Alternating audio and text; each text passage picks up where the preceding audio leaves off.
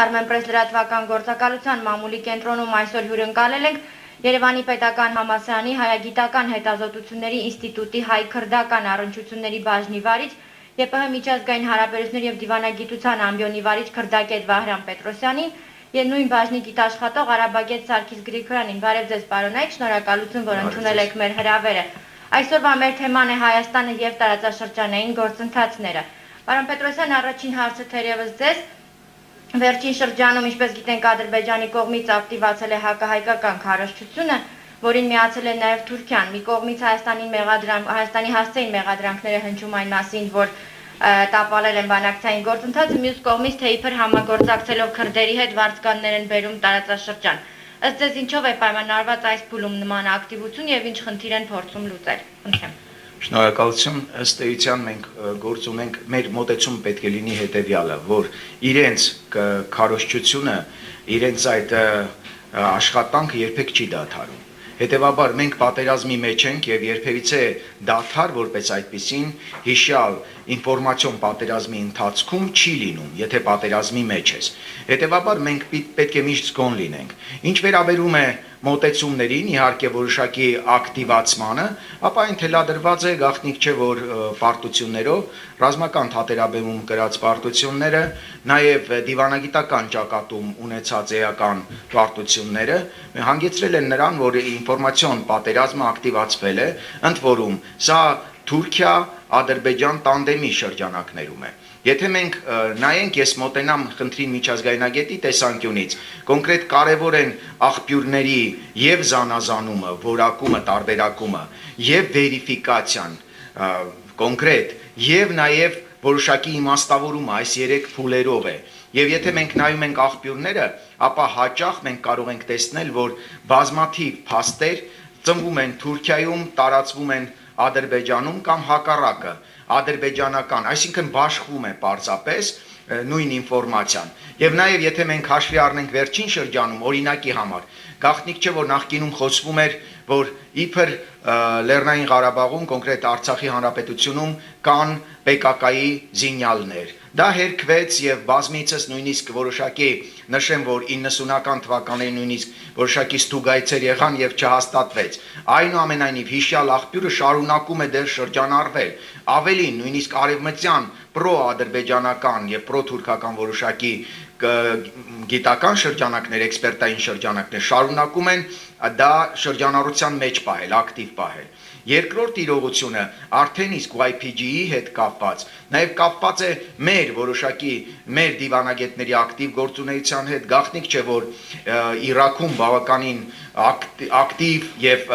արդյունավետ գործունեություն է ծավալում Հրաչ Փոլադյանը, արտակարգ եւ լիազոր դեսպանը եւ նաև ցանկանում եմ շեշտել, որ հաշվի են առնում բոլոր մեր հաղթաթղթերը եւ ձգտում են թույլաtsնել պարզապես մեր դիրքերը։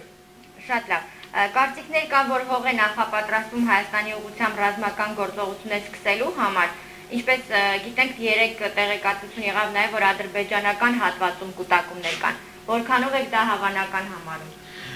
Իհարկե Թուրքիան եւ Ադրբեջանը ներկայումս եթե նախկինում կար մեկ ազգ, երկու պետություն հասկացությունը, ապա այժմ կա մեկ ազգ, մեկ բանակ հասկացությունը եւ թուրք-ադրբեջանական տանդեմը համագործակցությունը կա, գաղտնիք չէ, որ նաև զինավարժություններից հետո թուրքական բանակը, կոնկրետ այն զորախումբը, որ Նախիջևանում էր, մնացել է այդտեղ եւ դուրս չի եկել։ Սրանք անհանգստացնող միտումներ են, ինչպես եւ անհանգստացնում են Թուրքիայի դիրքերի որոշակի ամրապնդումը տարածաշրջանում, ոչ միայն իրենց կողմից ձեռնարկվող որոշակի քայլերը, ես նշեմ, արդեն իսկ ավանդույթ են դարձել ներխուժումների Իրաքի տարածք, այնտեղ նույնիսկ հենակետերի, ռազմական հենակետերը ավելի քան 20 ռազմական հենակետ ունեն, գաղտնիք չէ, որ Սիրիայի ուղղությամբ Աֆրինից բազմաթիվ գործողությունները, որ ձեռնարկվել են հյուսիսային Սիրիայում, նույնպես անհանգստացնող միտումներ են, միջերկրածովյան ավազանում ակտիվությունը, Լիբիա, Եմեն, այս ուղղությամբ ամբողջովին, եթե մենք վերցնենք դիրքերի ամրապնդումը, այդուհանդերձ ես գտնում եմ, որ ներկայումս մենք որոշակի թող ծայրահեղ լավատեսական չհնչի, այնուամենայնիվ գտնում եմ, որ թուրքական ակտիվությունը մեր ուղղությամբ բացառվում է, նաև մի շարք գործոնների հետ կապված, այդ թվում եւ այն, որ մենք խնդիրներ չունենք մեր ռազմավարական դաշնակցի Ռուսաստանի Դաշնության հետ եւ այն քայլերը, որ ձեռնարկում են դիվանագիտական ճակատում, ռազմական նաեւ համագործակցության բնագավառում, կարծում եմ, որ կբացառեն նման սցենարը։ Պարոն Գրիգորյան, ինչպես նշվեց, տարբեր ուղղություններով Թուրքիան ծավալապաշտական գրտումներ ունի եւ իր վարած քաղաքականությունը ոչ միանշանակ է ընդունվում միջազգային հանրության կողմից եւ տեսնում ենք, որ այդ հատվածից ամեն դեպքում ճնշումներ կան դեպի Թուրքիան։ Կարծիքներ կան, որ Թուրքիան այդ հատվածում ճնշումներից խուսափելու համար կամ գոնե ուշադրություն է այդ հատվածներում շեղելու համար, խոսքը Արևելյան միջերկրականի եւ Մերձարևելքի մասին է, փորձի Կովկասում ինչ որ էսկալացիա հրահրել, ինչ է կարծում հնարավոր է։ Շնորհակալություն, եթե թույլ տաք նախ անդրադառնամ մեր, քանի որ ներկայացանք որպես Երևանի պետական համալսարանի հայագիտական հետազոտությունների ինստիտուտի հայ-քրդական անորոշությունների բաժին, ներկայացնում ենք բաժինը, պարոն Պետրոսյանը բաժնի ղեկավարն է, ես էլ գիտաշխատողն եմ։ Մենք երեք ունեցանք կլոր սեղան քննարկում եւ ներկայացրեցինք մեր երկարամյա աշխատանքի պրոդուկտը, քրդագիտական հիմնահարցեր։ Ինչի՞ է սա կարևոր, որովհետեւ այն հարցերը, որ հիմա դուք հնչեցնում եք, սա հենց այստեղ մենք տալիս ենք որոշակի չափումներ եւ նաեւ որոշակի ուղեցույց։ Այսինքն այդ հարցերի հիմնավոր պատասխաններ մենք կարող ենք գտնել նաեւ այստեղ։ Սա այդ մեր ժողովածուն է, մյուս տարի կլինի երկրորդը եւ կա ցանկություն, որ դա լինի, այսինքն նպատակ ունենք դա շարունակական դարձնենք։ Այնպես որ այստեղ մենք կարող ենք շատ ու շատ հարցերի նաև քրդագիտական հիմնախնդիրների հետ կապված գտնել մեր համատեղ ժողովածունը մեր հոդվածներով սա շաբազանց կարևոր մի պրոդուկտ է, արդյունք է, որը նաև կհետաքրքրի մեր փորձագիտական շրջանակներին, պետական շրջանակներին, ուսանողներին եւ այլն։ Ինչ վերաբերում է Թուրքիայի քաղաքականությանը, ես հատկապես միջերկրածովյան ավազանում, ես այստեղ կառանձնացնեմ մի քանի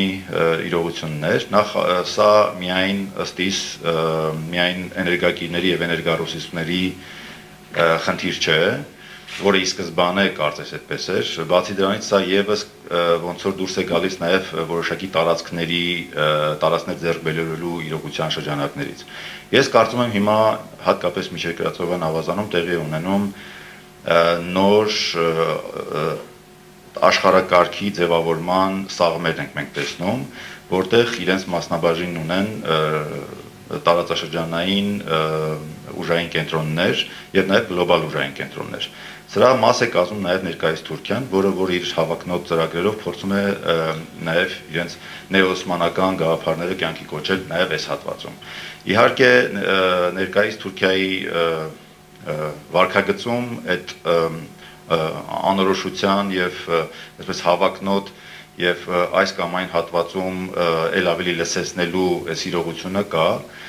եւ սա նկատելի հատկապես Էրդողանի եւ հռետորաբանության մեջ եւ նաեւ իրենց թուրքական իշխանությունների գործնական կիրարկումներում տարածաշրջանում եւ չի բացառվում որ Թուրքիան իհարկե նաեւ նման հաշվարկներ ունենա եթե այսպես ռեալ դատենք գոնե կարճաժամկետ կամ եթե շատ խոցելի չլինի միջնաժամկետ հեռանկարում։ Իհարկե երկարաժամկետում կան ռիսկերը շատ են, բայց բացառել որ Թուրքիան կարող է գնալ անսպասելի լուծումների, իհարկե չարժի, որովհետև շատ լավ հասկանում ենք, որ ինչպիսի հարևանի հետ գործ ունենք։ Նաև ուզում էի, քանի որ մեր ժողովածում այդ մասին խոսել ենք եւ արտացոլում ենք նաև ոչ միայն լոկալ տարածաշրջանային, այլ գլոբալ իրողություններ, որոնք որ արտացոլված են եւ շատ ու շատ խնդիրների եւ լուծումներ մենք փորձել ենք այստեղ զետեղել։ Ես տարածաշրջանային որոշակի իրողությունների մասին կուզենայի խոսել, որովհետեւ ըստ էության մենք տեսնում ենք սոցիալ, տնտեսական եւ սոցիալ-քաղաքական տրանսֆորմացիաներ Մերձավոր Արևելքում, դրա մաս են կազմում նաև մեր կողմից քննարկվող նաև Թուրքիա Հանրապետությունը, եւ այս տրանսֆորմացիաների իրողությունը դրդում է շատ ու շատ տարածաշրջանային երկրներին, այդ թվում արաբական միապետություններին, իրենց չափումները տարածաշրջանում ներգրավվածության կառուցել Իսրայելի հետ հարաբերությունների ջերմացման համատեքստում։ Կարծում եմ բավական հետաքրքիր process-ներ են, որովհետև ըստ էության երկար այսպես պաշտպանել պաղեստինյան հիմնախնդիրը եւ դրանից ոչինչ չքաղել, հատկապես մերձավոր արևելյան այնպիսի երկրների համար, ինչպիսիք են Պարսից ծոցի արաբական հարուստ միապետությունները, այստեղ կարծում եմ արդեն կշեռքի նժարը թեքվել է կոնկրետ, ռացիոնալ, տրամաբանված տարածաշրջանային ուժային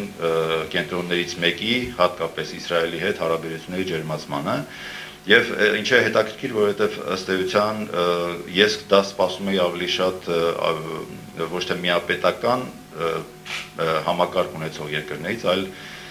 այլ կարծես թևի արաբական երկրներից, բայց բավական հետաքրքիր է, որ այս նախաձեռնող հենց միապետություններն են Պարսից ծոցի եւ այսպես շղթայական ռեակցիայով այդ ուղղությամբ նրանք քայլեր են ձեռնարկում։ Մենք գիտենք, որ այս տարի արդեն երկու միապետություններ արաբական Միացյալ Էմիրությունների Բահրեյնը գնացին այդ լուծման եւ չի բացառում, որ հետագայում մենք տեսնենք նաև որոշակի այլ երկրներ, միապետություններ, որոնք որ միանան այս գործընթացին։ Մի խոսքով տրանսֆորմացիա է տեղի ունենում, որ կան կոնկրետ հաշվարկներ եւ այս հաշվարկների հետևում կանգնած են կոնկրետ շահեր եւ հետաքրքիրը նաև այն է, որ այս երկրները, հատկապես արաբական միապետությունները հասկանում են այս շահերը եւ փորձում են այդ շահերին համահունչ գործել։ Շնորհակալություն։ Օրեր առաջ տեսանք, որ Եգիպտոսը, Հունաստանը, Կիպրոսը, Հորդանանը, Իտալիան եւ Իսրայելը հանդես եկան տարածաշրջանային գազային նոր ձևաչափ ստեղծելու նախաձեռնությամբ։ Սա ակնհայտ ընդդեմ Թուրքիայի քայլ է, ինչ հեռանկար եք տեսնում այս ձևաչափը։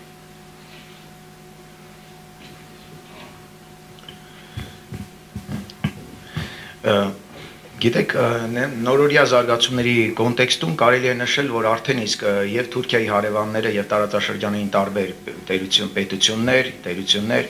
լուրջ անհանգստություն են հայտնում թուրքական ամբիցիաների նկարտումների հետ կապված։ Իհարկե կան նաև արդարացված որոշակի իրողություններ, մասնավորապես ի տարբերություն նավթային սեկտորի, որտեղ գործում է OPEC-ը, եւ որտեղ կա OAPEC-ը, նավթ արտահանող երկրների կազմակերպությունը եւ արաբական պետությունների կազմակերպությունը, այս կոնտեքստում գազային հատվածում կարծես թե իրոք որոշակի կարգավորման կարիք կա, սակայն եթե մենք հետևենք արաբական պետությունների լիգայի գործունեությանը, այն մտահոգություններին, որ հայտնվում են այդ Թուրքիայի առնչությամբ, եթե մենք հետևենք իսլամական կոնկրետ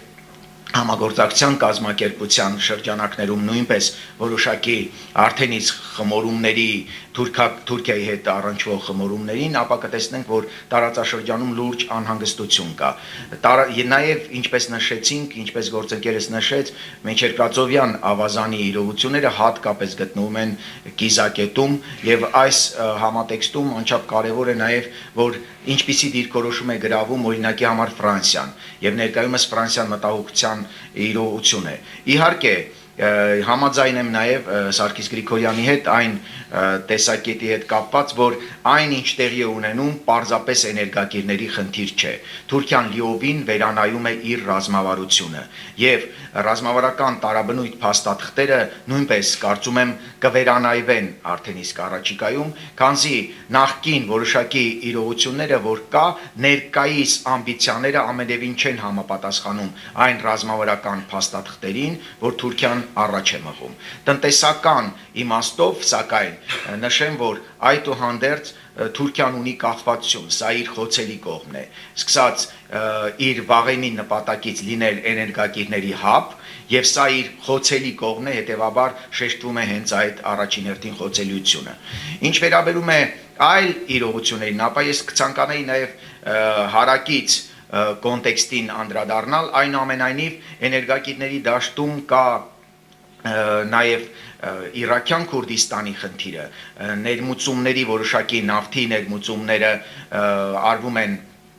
Իրաքյան Քուրդիստանից եւ Իրաքյան Քուրդիստանը նաև ունի ահռելի գազային պաշարներ։ Սա ես նշեմ, որ բավական լուրջ կոնտեքստ է եւ կարծում եմ առաջիկայում Թուրքիան կձգտի ել ավելի ամրապնդել իր դիրքերը հյուսիսային Իրաքում։ Պատահականություն չէ, ըստ էության մի հետարքիր իրողություն է։ Հյուսիսային Իրաքում PKK-ի գործոնը իր համար ձեռնտու է, Թուրքիայի համար ձեռնտու է, ոչ թե լիովին ոչնչացումը այդ գործոնի, այլ որ այն մնա, որովհետև այն առիթ է տալիս անընդհատ առիթով թե առանց առիթ ներխուժելու Իրաքյան Քուրդիստան, հյուսիսային Իրաք եւ երկակի արդեն իսկ նպատակ ունենալով թույլաtsնել թե Իրաքյան Քուրդիստանը, թե ապահովել իր ներկայությունը, նաեւ ապահովելով այն երթուղիները, նավթային եւ ապագա գազային երթուղիները, որոնք իրենք նախատեսում են։ Այսօրվա դրությամբ դեռևս կարող է իմ նշածը ձեզ թվալ, ասենք, ինչ որ հերահար, ինչ որ անորոշ մի իրողություն։ Սակայն ես արդեն իսկ այսօր տեսնում եմ, որ Թուրքիան հետարկրված է ոչ միայն նավթային, որի հետ կապված ունի պայմանավորվածություններ, ներմուծում է եւ Բաղդադ Եվ որքան էլ փորձեց Բաղդադի հետ սերտացնել հարաբերությունները, այն ամենայն հասկացավ, որ Իրաքյան Քուրդիստանի հետ պետք է պահի նավթի եւ այլ իրողությունների հետ կապված, բայց կարծում եմ նաեւ ապագայում Թուրքիան հետաքրքրություններ կունենա Իրաքյան Քուրդիստանում նաեւ գազային սեկտորի հետ կապված։ Եվ կրկնում եմ, ներկայիս ամբիցիաները անհանգստացնում են ռեգիոնալ բոլոր տերություններին եւ հակաթուրքական ալյանսի գաղափարը նոր չէ ըստ էության։ Պարոն Գրիգորյան, հաշվի առնելով այս նոր ձևաչափերը, խմորումները,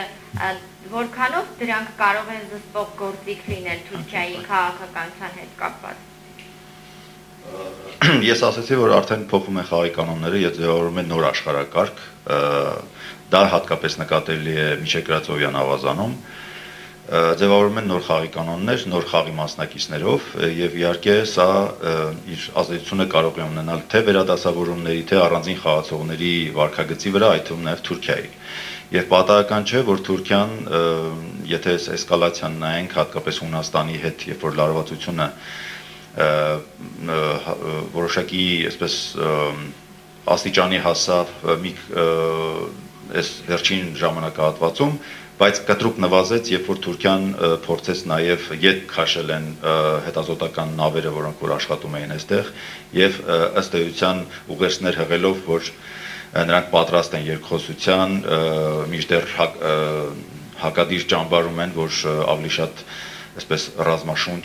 ռազմատենչ վարքագծով են առանձնանում, փորձելով սրանով նաև որոշակի այսպես ստվեր նետել նաև հունական կողմի վրա։ Այսինքն նաև ընթացքը փոխում է առանձին խաղացողների վարքագիծը եւ այստեղ կան կոնկրետ հաշվարկներ եւ պարզ է, որ այս հաշվարկներում եւ չափումներում ամեն կողմ ունի իր շահերը եւ այստեղ նաեւ ես կարծում եմ, որ պետք է Հայաստանի Հանրապետությունը կոնկրետ նպատակաուղղված ակտիվություն դրսևորի։ Իհարկե վերջին շրջանում դա նկատելի է, հատկապես մեր արտաքին գերատեսչության ղեկավարի եւ այն դելեգացիայի, որոնք որ գնացել էին հատկապես Եգիպտոս, իսկ Եգիպտոսը նախ ամենամեծ արաբական երկիրն է աշխարհում, բնակչությունը արդեն կարծես վերջին տվյալներով 100 միլիոնի չափ է, արդեն ամենամեծ արաբական երկիրն է արաբների քանակությամբ, շատ կարևոր աշխարհաքաղաքական դիրքով, ստրատեգիական, շատ մեծ հնարավորություններով եւ մեր ուղղվածությունը մերձավոր արևելյան եւ մասնավորապես այցը դեպի Եգիպտոս խոսում են մասին, որ փոխվում են որոշակի մոտեցումներ, դա ողջունելի է, բայց կարծում եմ սա պետք է շարունակել, սա պետք է ջանքերը պետք է կրկնապատկել, որովհետև իրոք ձևավորվում է մի իրողություն, որ մեզ համար միշտ այսպես մեր բացասական իմաստով հարևանի հարևանի կողմից վարված քաղաքականության արդյունքում ձևավորում են հակաթուրքական դաշինքներ եւ մեր ասելիքը, մեր անելիքը այստեղ մենք պետք է հստակ գիտակցենք եւ մեր ակտիվությամբ նաեւ փորձենք մեր հայաստանյան իրողությունների մասին լսելի դարձնենք նաեւ մեր համախոհներին եւ դաշնակիցներին։ Պարոն Պետրոսյան, բացի հակաթուրքական ուղեգծից Հայաստանը ակտիվ համագործակցության հնարավորություն ունի արաբական բազմաթիվ երկրների հետ, հաշվառելով ոչ միայն որոշ երկրներում տեղական հայ համայնքը, այլև ընդհանրապես հետաքրքրությունները տարբեր ոլորտներում փոխգործակցությունը։ Ինչ հեռանկար եք տեսնում այս փուլում հաշվի առնելով նոր ձևավորվող ձևաչափերը։ Շնորհակալություն։ Կոնկրետ տարածաշրջանում տեղի են ունենում որակական էական փոփոխություններ, որոնք փոխում են եւ ակտորների մոտեցումները, եւ որոնք ի հայտ են բերում նոր ակտորների։ Սա անչափ կարևոր է գիտակցել։ Եվ կարծում եմ մենք պետք է գնանք մի փոքր այլ ուղիով, ոչ թե կա միջազգային հարաբերությունում այսպիսի հասկացություն նեգատիվ քաղաքականություն եւ պոզիտիվ քաղաքականություն։ Նեգատիվը երբ ձգտում ես ինչ որ իրողություններ թույլ չտալ եւ պոզիտիվը երբ աշխատում ես քո դրական ձեռքբերումների վրա չնայելով արդեն իսկ որոշակի իրողություն պարզապես նպատակ, խնդիրներ եւ այլն։ Ես կարծում եմ, որ մենք պետք է նախ դիվերսիֆիկացնենք մեր քաղաքականությունը եւ ուրախ եմ, որ Հայաստանի Հանրապետության արտաքին գործոց գերատեսչությունը այս ուղղությամբ բավական լուրջ աշխատանք տանում է։ Եվ այս համատեքստում մենք տեսնում ենք նաեւ լուրջ փոփոխությունները Իսրայելի ուղղությամբ տեղ գտած փոփոխությունը կարծում եմ նաև ապագայում, որովհետև տեղյակ եմ որոշակի իրողությունների կլինեն նոր հաջողություններ այլ ճակատներում նույնպես, քանի որ մեր արտգործնախարարությունն այդ ուղղությամբ հետևողական աշխատանք է տանում։ Եղած ուղղությունները էֆեկտիվորեն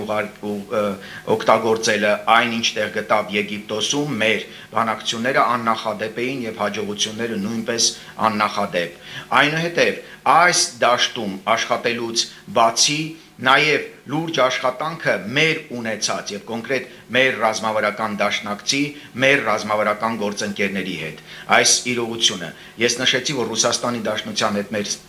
ստրատեգիական դաշնակցի հետ հարաբերությունները նաև այն ուրախալի է, որ մեր ստրատեգիական գործընկերոջ Իրանի Իսլամական Հանրապետության հետ հարաբերությունները նույնպես կայուն են եւ այս ուղղությամբ նաեւ նոր ճեղքումը Իսրայելի ուղղությամբ, որը բավականին դժվարին է քայլեր, բավականին դժվարին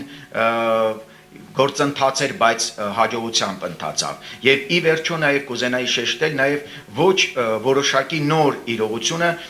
այն ինչին նվիրված է հենց աշխատանքը, արդեն իսկ քրդական գործոնը տարածաշրջանային զարգացումների համատեքստում, այն է տեսնել նաև ֆակտորները, այսինքն ոչ միայն ակտորներին, այլև ֆակտորները դիտարկել։ Եվ կարծում եմ նմանատիպ մի գործոն է հանդիսանում Մերձավոր Միջին Արևելքում քրդական գործոնը։ Եվ հայ-քրդական հարաբերությունները պետք է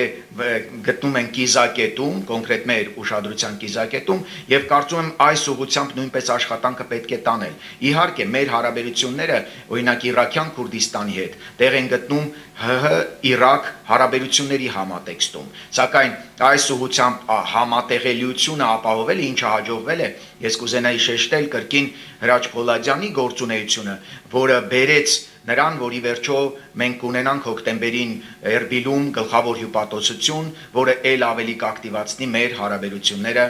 քրդական ֆեդերալ ավտոնոմ միավորի հետ։ Եվ մենք 3 կոնֆերանս էինք կազմակերպել, որի ժամանակ նաև շնորհանդեսը եղավ, եւ այդ կոնֆերանսը ընտրվել էր կոնկրետ ժամանակային իմաստով 25-ը 3 տարի է անցել Իրաքյան Քուրդիստանում անկախության հանրաքվեից եւ 3 տարի անց մենք կարող ենք արձանագրել, որ թեև որ հանրաքվեն իհարկե հաջող էր, սակայն արդյունքները անկանխատեսելի էին քրդերի համար ունեցան կորուստներ, որ 2017 թվականի սեպտեմբերի 25-ի հանրաքվեն բարձրակետներ քրդական զարգացումների, սակայն քրդական գործոնը շարունակում է մնալ կարևորագույն ազդեցիկ էլեմենտ մերձավոր արևելյան զարգացումների համատեքստում։ Հայաստանյան կոնտեքստում ես նաև կարևորում եմ այն, որ եւ ցանկանայի շեշտել դա, որ 30 տարիների ընթացքում, որովհետեւ տարբեր կարծիքներ կարող են հնչել, բայց 1991-ից մինչ օրս մեզանում փոխվել է նաև մտածելակերպը, էականորեն փոխվել է։ Տեսեք, այն, որ մեր պետությունը երկու ռազմավարություն է ընդունել, ես չեմ ցանկանում հիմա անդրադառնալ ռազմավարությունների բովանդակությանը, որակային ընդունելի է թե ոչ որոշակի կետերը, այլ այն, որ մենք ունենք ռազմավարական միտք այսուհետ, մենք ունենք պետական մտածողություն, նույնիսկ էքսպերտային շրջանակներ, եթե մենք նայենք դինամիկան, մամուլի ձեր փորձը, նույնիսկ եթե դուք հաշվի առնեք կոնկրետ զանգվածային լրատվամիջոցների, դուք կտեսնեք, որ էքսպերտների կարծիքները գնալով դառնում են արդեն իսկ ոչ պետական մտածողության արտահայտություն, կոնկրետ ռազմավարական եւ մարտավարական գաղափարները համատեղելու ձգտումով, երաշերտ հարաբերությունների կողմնակից պետություն, սփյուռք, էքսպերտային շրջանակներ եւ այս տանդեմը այս աշխատանքը նույնպես տարվում է եւ կարծես թե գնալով ավելի հիմնավոր է դառնում։ Խնդիրն այն է, որ մենք արդյունավետ դարձնենք եւ մեր միակ խնդիրն այն է, որ մենք ունենք հաղթաթղթեր, որոնք հաճախ չենք օգտագործում։ Այս գիտակցումը եւ միաժամանակյա օգտագործումը կարող է բերել իր արդյունքը։ Շնորհակալություն։ Պարոն Գրիգորյան, այս հարցի հետ կապված կխնդրեի նաեւ ձեր դիտարկումը եւ բացի քաղաքական դաշտից, բացի հակաթուրքական ուղղությունից ինչ այլ ոլորտներ ուղղություններ կան, որոնք կարող են հետաքրքրել Հայաստան, արաբական երկրներ։ Բազմաթիվ ուղղություններ կան, տնտեսական, հումանիտար ոլորտ, քաղաքական եւ բազում ռազմական նաեւ, այսինքն այստեղ մենք անելիք ունենք եւ այստեղ մի բան էլ կուզենայի հավելել գործընկերոջս, որ հատկապես հայ համայնքների իրողությունը հաշվի առնելով եւ նաեւ պատասխանելով ձեր հարցին։ Մենք իհարկե ունենք այստեղ համայնքներ, բայց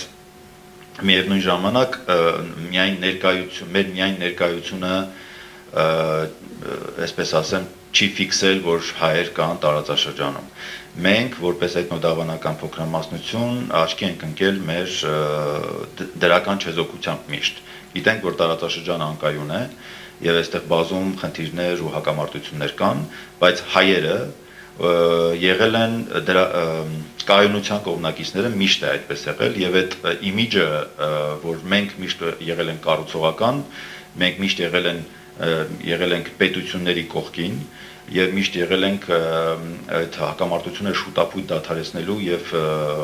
ել ավելի, այսպես բանակցելու եւ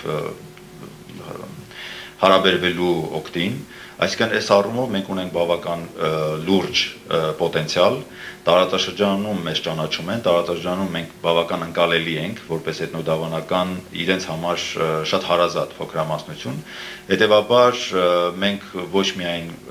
էլի կրկնվեմ, այստեղ ներկայացված ենք որպես հանրույթ, որպես փոքրամասնություն հայեր, այլ նաև նրանց համար շատ դրական եւ ընկալելի մի էթնոդավանական փոքրամասնություն, որը որ միշտ այսպես կառուցողական մոտեցումներով է հանդես եկել։ Եվ այս առումով մենք պետք է իհարկե այս հնարավորություններից օգտվենք, իհարկե մեզ ճանաչում են, իհարկե Հայաստանի Հանրապետությունն էլ այդ ուղղությամբ քայլեր է ձեռնարկում, ամեն դեպքում մենք պետք է կրկնապատկենք մեր ջանքերը, ինչ առումով, որովհետև նախ աշխարհը շատ արագ զարգանում է, սրա հետ կապված նաև այս համատեքստում արագ զարգանում է նաև Մերձավոր Արևելյան տարածաշրջանը եւ նաև արաբական աշխարհը տեղի ունեն փոփոխություններ, փոխակերպումներ նրանց մոտեցումներում, ընկալումներում, վարքագծում, քաղաքականության մեջ եւ մենք պետք է գոնե մեզ համար, իսկ այդ հնարավորություն ունենք նաև մեր համայնքների շնորհիվ ավելի հասկանալի դարձնենք ներսում տեղի ունեցող process-ները արաբական աշխարհի եւ նրանց հետ հարաբերվելով փորձենք նաև կառուցենք մեր տեսլականը շեշտը դնելով Հայաստանի Հանրապետության ինքնիշխանության եւ փոխշահավետ համագործակցության վրա իր դաշնակից երկրների հետ տարածաշրջանում։ Շնորհակալություն շատ ձեր գործերին հաջողություն։ Շնորհակալություն։ Շնորհակալ ենք։